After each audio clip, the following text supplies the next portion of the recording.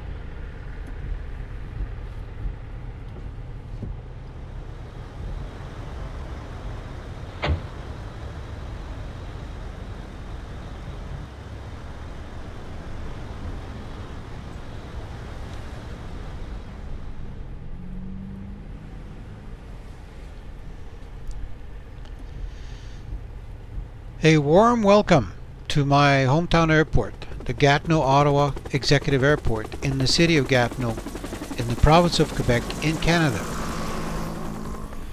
I want to start off by saying a few words about the scenery for this airport, which was designed for both FS9 and FSX by Pierre Galland, who is a member of Les Concepteurs Virtuels du Québec. Pierre, je tiens à t'offrir mes sincères remerciements pour cette scène de l'aéroport de Gatineau. This scenery is a true-to-life rendition of CYND, which for me, and no doubt other local flight simmers, cranks up the immersion factor of our flight simulators.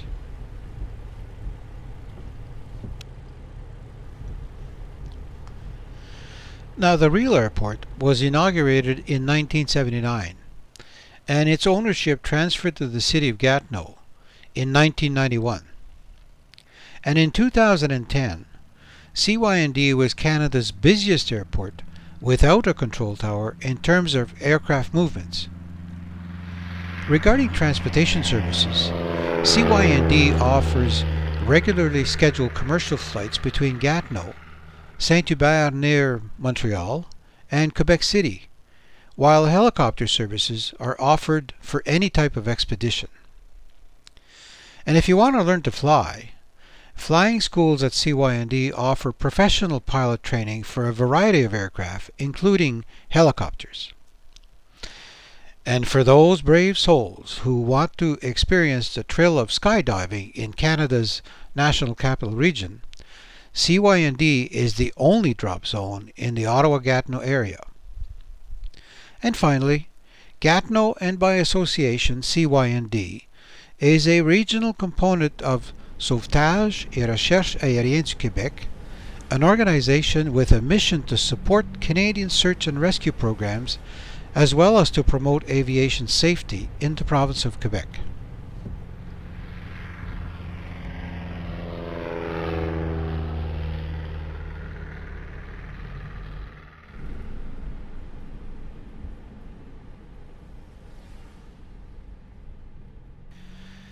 CYND is also the home of Vintage Wings of Canada, an aviation museum of historically significant aircraft organized as a charitable foundation.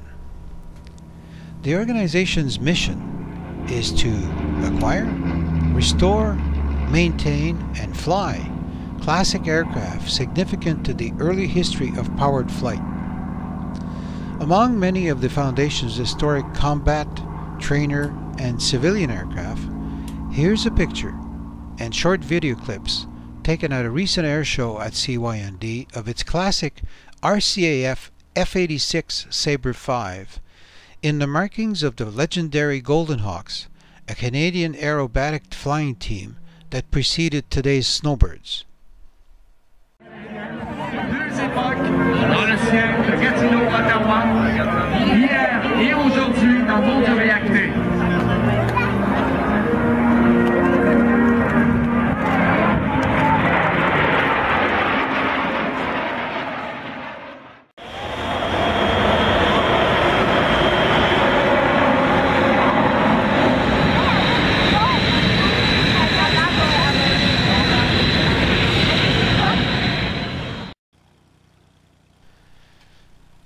Alright, let's turn to the main subject of this video, EZdok, an FSX camera utility light years ahead of FSX default cameras that greatly enhances the immersion factor in the flight simulation. There are a good number of add-ons that thankfully elevate the realism of FSX by several notches, and for me, EZdok is without a doubt among the top contenders. The remaining part of this video is my attempt at offering a demonstration of how I've configured the joysticks and mouse I use to permit me to access all EZdok cameras and functions required during flights, and this with the least amount of hand movements and without having to use keyboard keys while flying. I very much doubt that the contents of the video will offer much in way of new information to seasoned users of EZdok. My target audience is rather aimed at newcomers to EZdok or flight simmers contemplating installing the utility. And if I were asked to classify my video, I'd say that it falls into the informational category with an entertainment flavor as opposed to an instructional video. Excellent videos that fall in the latter category already exist and are available on EZdok's discussion forum. So let's walk over and board the aircraft I've chosen, a Cessna 310R, classified as a light GA twin.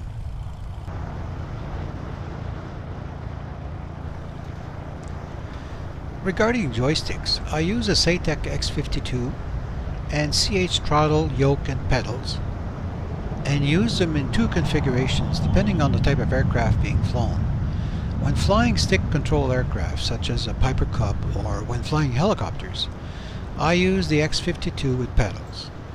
When flying an aircraft with a yoke, I use the throttle, yoke and pedals. And to each one of these joysticks, except the pedals of course, I've assigned several buttons to access EZdok cameras and functions. I also use a 5-button wireless mouse, to which I've assigned 2 EZdok functions. And normally when making videos, I choose to hide the cursor, but for this demonstration the cursor will be visible unless I deliberately choose to hide it. And the visuals you just saw, which document the configuration of my joysticks, are displayed at the end of the video, for reference should you wish to do so.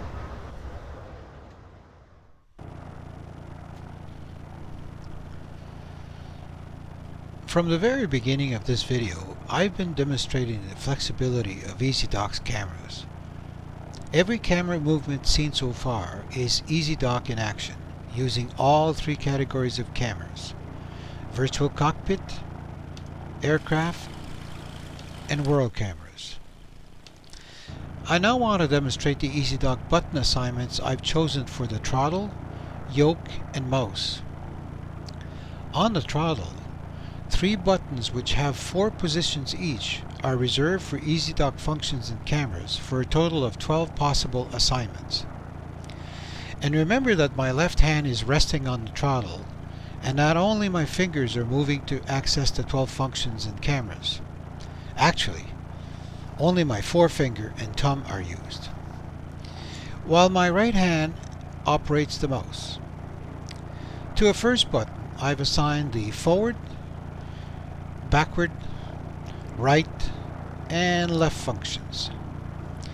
These assignments are constant for all aircraft. To a second button, I've assigned 4 cockpit cameras. This one, the pilot's main view, his or her left view, a right view, and radio stack. And let me close this door so we can have a bit of peace and quiet. These last 4 cameras are pretty well constant for most propeller aircraft and only need minor adjustments depending on the size and configuration of the cockpit. You may have noticed at the start of the video the image behind the title of the video. That's a picture of my setup. I used 2 computers in a network configuration with 5 monitors. For the main flight simulator computer, I used Matrox's triple head-to-go with 3 22-inch monitors for a resolution of 5040 by 1050. However, when preparing videos, I need to revert back to one monitor for a resolution of 1680 by 1050. Otherwise, videos would come out looking kind of thin and wide. 100. And the reason I'm mentioning this is that all my camera compositions are set up for use with a higher resolution, and because this video is being recorded at a lower resolution, this aircraft's camera positions, angles, and zoom levels, for example, need to be adjusted accordingly. Before recording this part, I adjusted the cameras for this lower resolution, except for this one, the main pilot's view. And to demonstrate the ease with which cameras can be modified, I'd like to take a few seconds to adjust this particular camera. I normally start by putting the mouse in mouse look mode to facilitate navigation around the cockpit. By pressing I just press the middle mouse button, and this puts the mouse into mouse look mode. So this is really convenient to go around the cockpit. And if we check where the current saved position of the pilot is, the pilot's actually sitting in the seat behind the pilot's seat. So we need to go forward and adjust it so that the pilot is actually sitting in the pilot's seat. So we'll go forward a little more, and then check height, seating height.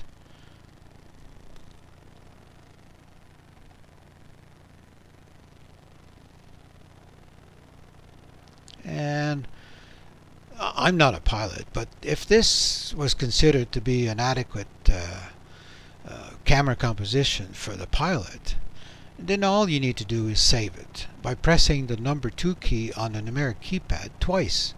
Once to put it into edit mode, and a second time to actually save the camera. Now let's have a look at the cameras, those 4 cameras that we just looked at. And there's the right view, and there's the left view, and there's the radio stack, and here's the pilot, and the camera's been saved.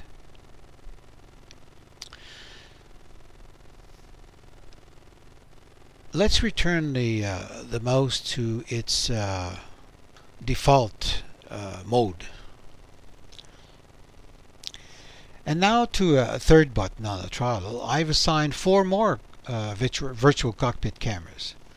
Battery and starter switches, lights and avionics along with other switches and rotary dials, a left passenger view from the second row of seats, and a right passenger view from the third row of seats. These last 4 cameras will differ significantly depending on the model of the aircraft.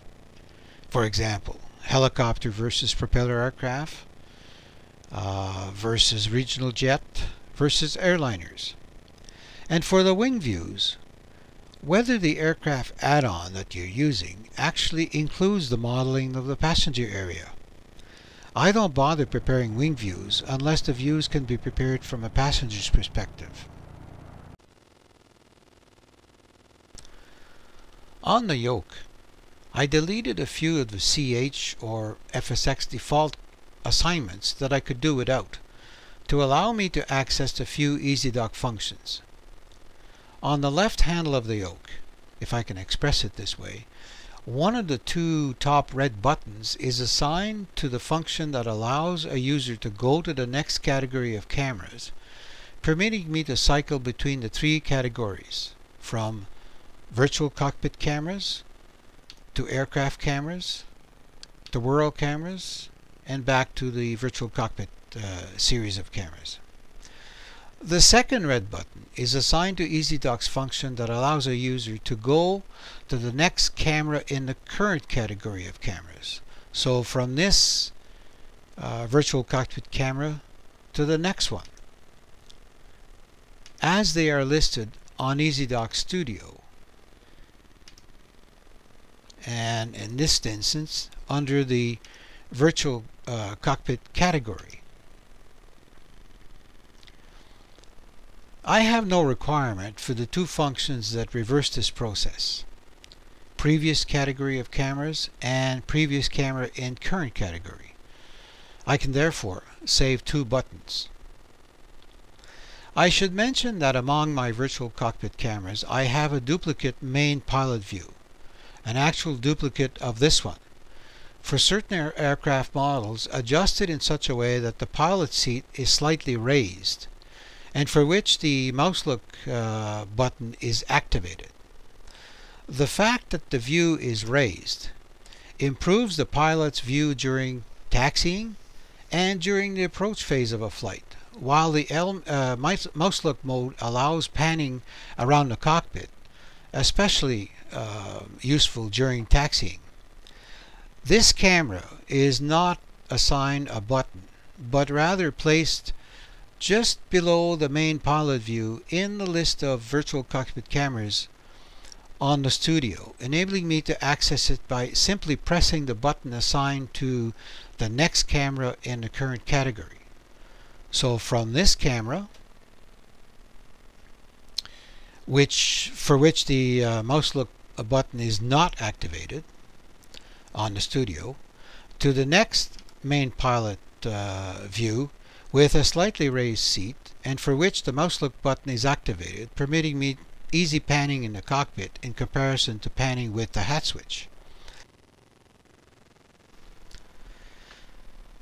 I prefer panning around the cockpit with the mouse for several reasons, but mainly because of the flexibility it provides to vary the speed of my movements.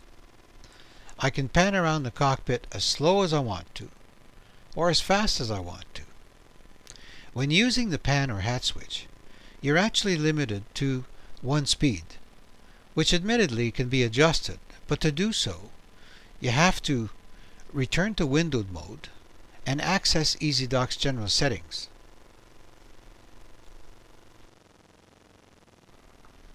And I do have track IR, but I don't particularly like wearing the required headgear, and therefore limit its use to flying helicopters, because I can't use my right hand to operate the mouse while flying helicopters.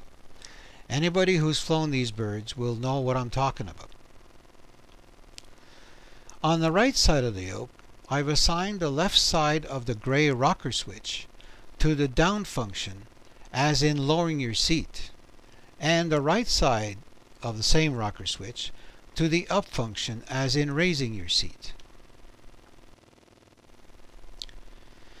And in addition to its normal function, I configured the pan or hat switch to also work as a button, using EZdok's hat switch as button feature to access default FSX cameras, which prevents me from having to use the A and S keys on the keyboard. I must admit that the only FSX default camera that I'll occasionally use is FSX default spot camera, but whenever I want to use it, I don't have to use the keyboard, but rather cause the hat switch to act as a button by holding down a button on the throttle with my left hand and using the hat switch with my right hand to access the default FSX camera that I want.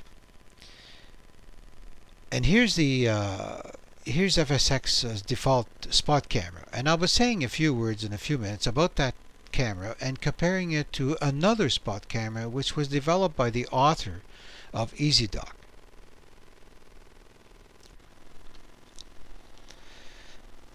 I mentioned earlier that I use a 5-button mouse and that I assign EZdok functions to 2 of its buttons. I assigned the down function to the mouse's left side button and the up function to the mouse's right side button. Those 2 functions duplicate functions already assigned on the yoke, but having them available on both the yoke and the mouse reduces the movements of my right hand when the functions are required. So it doesn't matter whether my right hand is resting on the mouse or the yoke. I can access these two functions without having to move my right hand between the yoke and the mouse. And of course, double-clicking the middle mouse button will cause the mouse to switch to mouse look mode without a cursor when the current camera's ML button on the studio is not activated. And here's an example.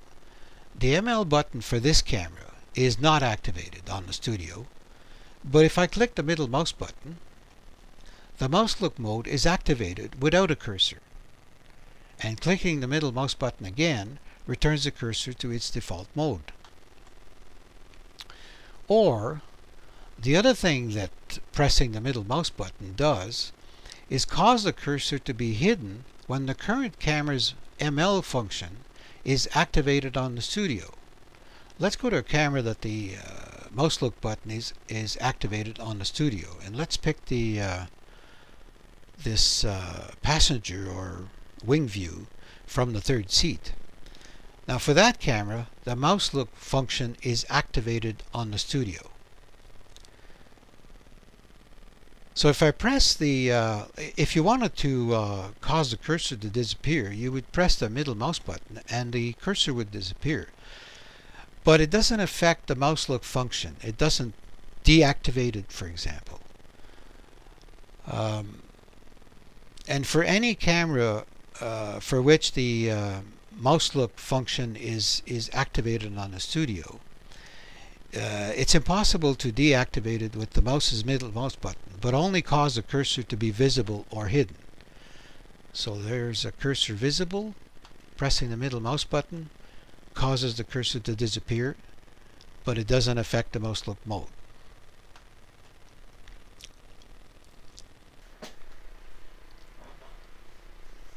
Okay, let's see EZdok in action with joysticks configured in a manner that reduces hand movements to the bare minimum, resulting in increased access to cameras and functions and consequently enhancing the immersion factor.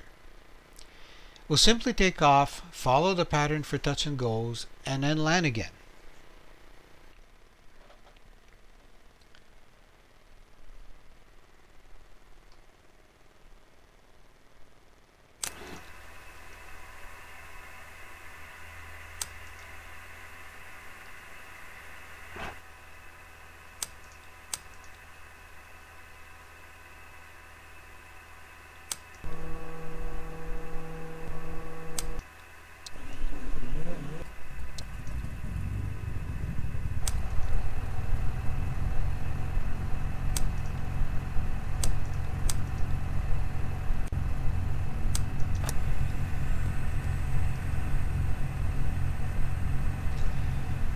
And we'll set up the autopilot.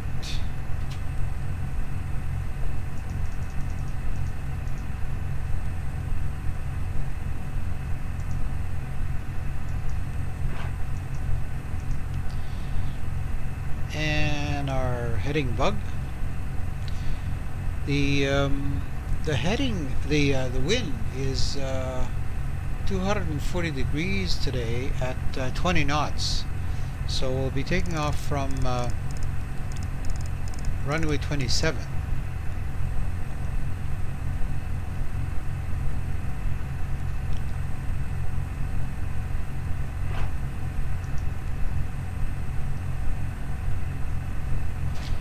And our radio 1 is going to be tuned to CYND, and the radio 2 will be tuned to the Ottawa International CYOW, which is about 15 miles or 24 kilometers in straight line from here.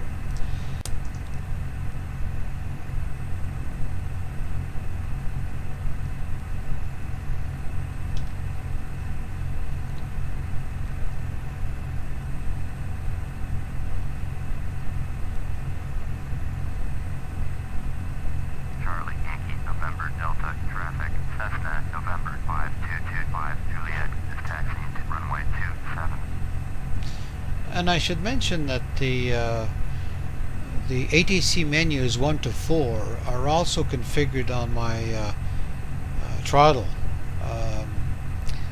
but I've only got 4 possibilities there. So anything beyond 4, I have to use the keyboard. But normally, the first 4, 1 to 4, is sufficient.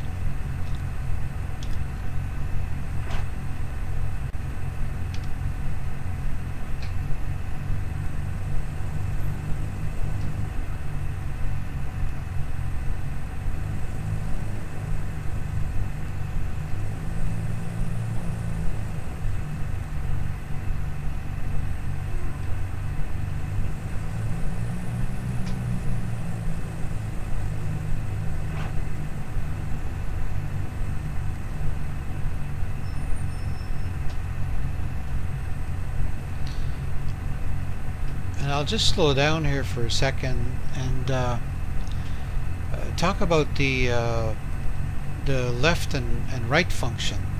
If you were taxiing with a tail dragger, then the runway in front of you wouldn't be visible. So you'd have to rely on looking at the sides to determine whether you were fairly centered on the taxiway or the runway. So this is where the left and right function comes in really handy.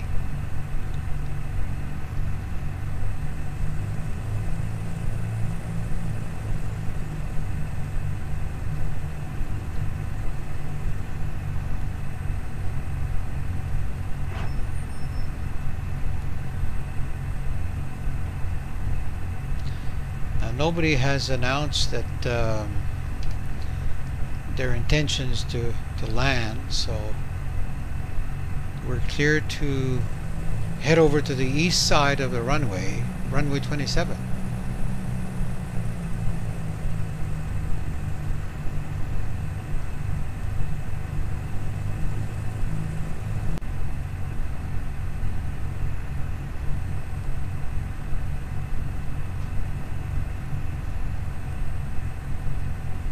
I'm using that duplicate main pilot view for which the mouse look function is activated on the studio, so it allows me to easily pan around the cockpit.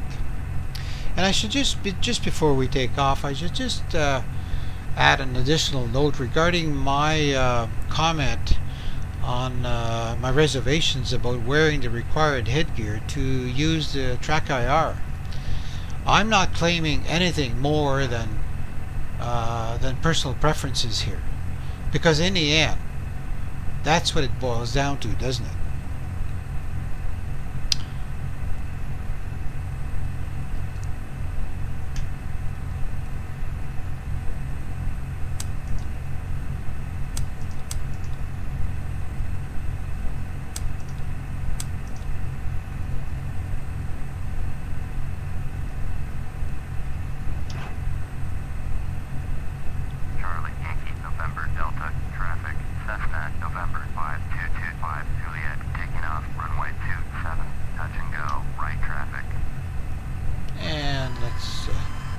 Lower the flaps to position 1.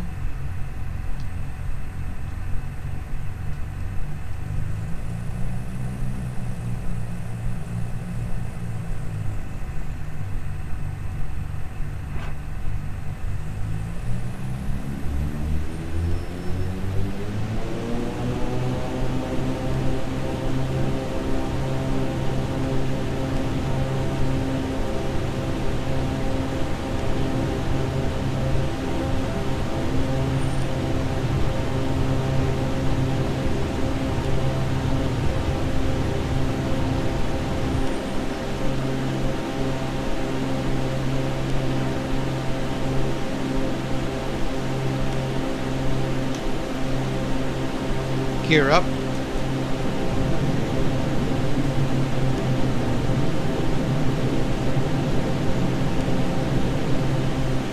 Yep, the wind is having an effect on the aircraft. Flaps up.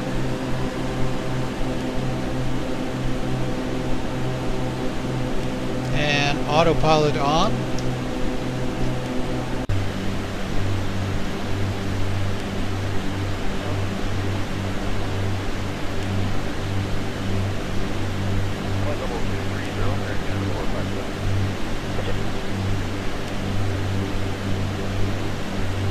approach 853, turn left 835, 037 localizer. 45, 3 left, 35,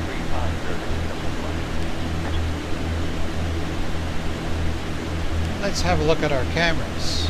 And for the right view, the mouse look function is invoked or turned on for that camera, and the same with the left view.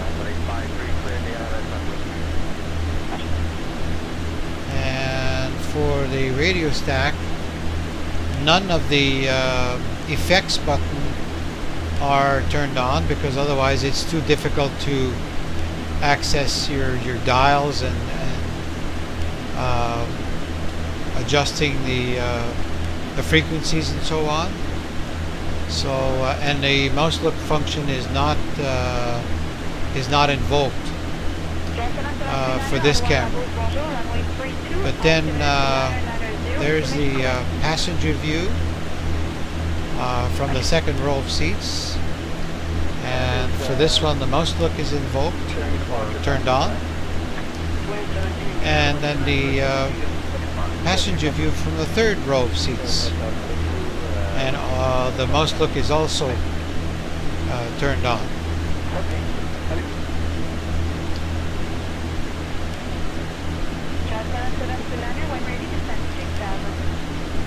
I want to spend a few minutes on aircraft cameras. First, I don't use the default outside cameras or default aircraft cameras, if you want, except one, which I'll talk about in a minute. But all my aircraft cameras are based on a special spot camera, which was developed specially for movie makers by the author of EZdok. Let's have a look at the cameras I've configured for this aircraft. This one.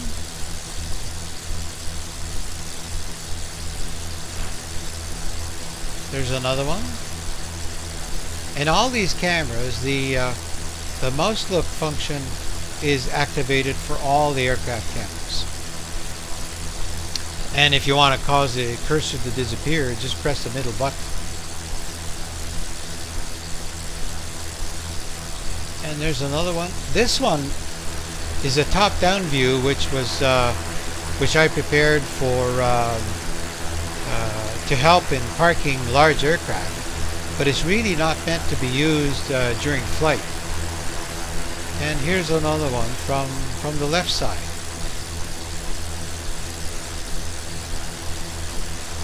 With this special spot camera, you can use the up or down function, or the forward and backward function, or the left and the right function. And when you combine the left and right function to the mouse look mode, then you can actually go around the aircraft while moving the mouse in the opposite direction. So if I'm going left, if I use the left function and I move the mouse, let's get rid of the cursor. If I move the mouse to the right, then I can actually go around the aircraft.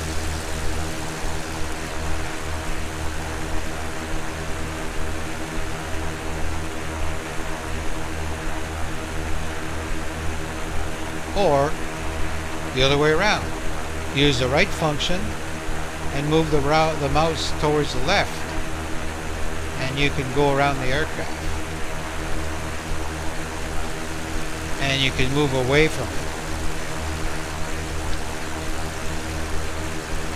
And you can lower your view, or look at it from above the aircraft.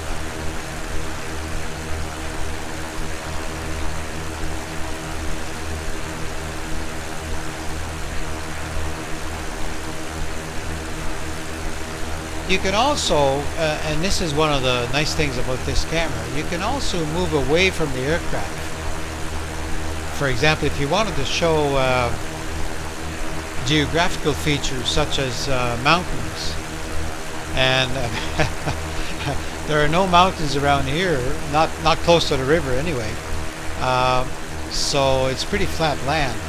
But if you had a mountain you wanted to show without having the aircraft in view, you could do that. You can in fact go right around and come back to the aircraft. Or you might want to show a lake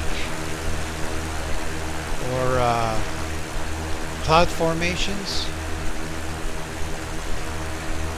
This is a really nice feature of this special spot camera.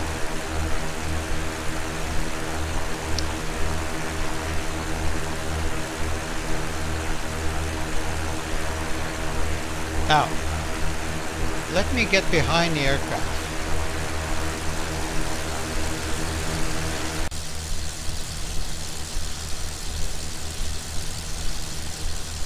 There is one drawback to this camera, and it has to do with what you see when looking at the aircraft from the outside. Let me turn the autopilot off. When you bank the aircraft, the horizon tilts as if you were sitting inside the aircraft.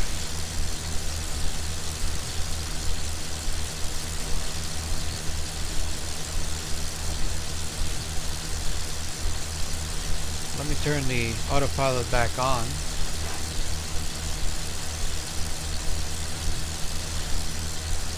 Now, whether this is technically feasible, I really don't know. But that's one of my wishes for improvement for version 2 of EZdok. And yep, I'm an optimist. Nevertheless, for me at least, EZdok Spot Camera is the most versatile. You can use this spot camera to configure outside views to your liking. For example, even those similar to or identical to FSX default cameras. And why don't we do that? How about if I change this camera to a view which is closer to the landing gears? And that's great for movie making. So let's lower the landing gears. And let's get closer and lower.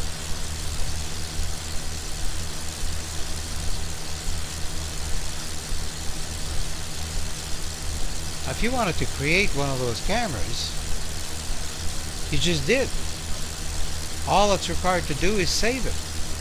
Press the number 2 key on the numbering or on the numeric keypad and press it again, and the camera is saved. Let's have a look at FSX's default spot camera and see how it compares to EZdok Spot Camera. There's FSX's default spot camera. First, with this default camera, the mouse look function doesn't work. Nor can you use the EZdok functions like up, down, left, right, forward, and backward. Because this is an FSX default camera.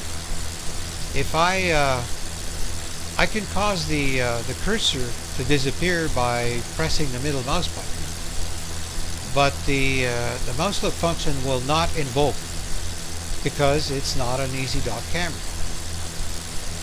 And if I try and move forward or backwards, left or right, I can't do that. Not with the EZdok functions anyway. But you can do by using the keyboard. The plus or minus keys will allow you to get in closer. And the other thing is, if you want to pan around the cockpit, or not the cockpit, but the pan around the airplane, you need to use the hat switch. And regardless of the angle you're looking at the aircraft from, and I'm using the hat switch right now, you cannot, the aircraft will always be in the center of your screen. And let's get in a little closer.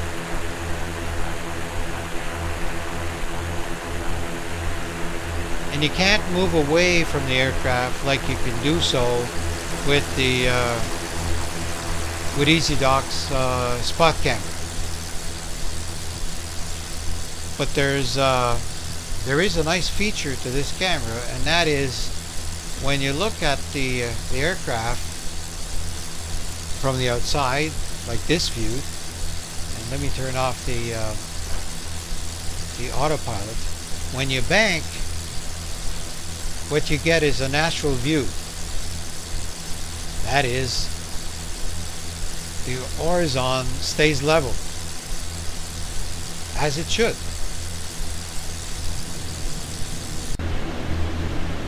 Okay.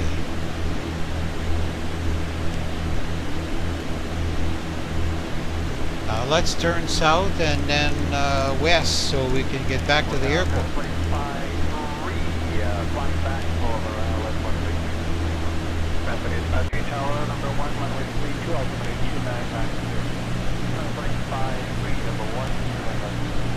The river on the left is the Ottawa River,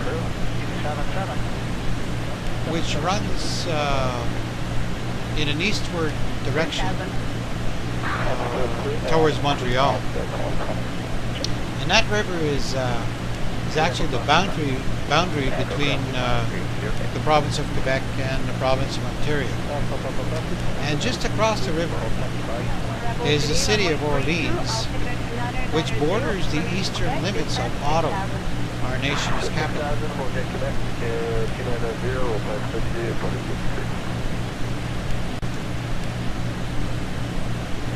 The airport's just ahead of us, so let's inform Unicom over at CYMD that they're on final.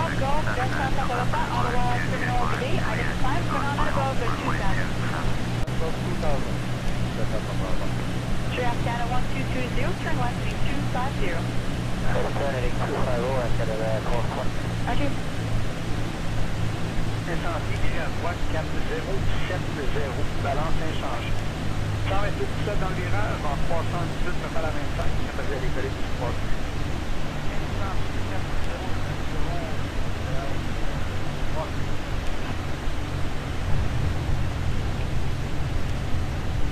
Data 1220, turn left heading 180.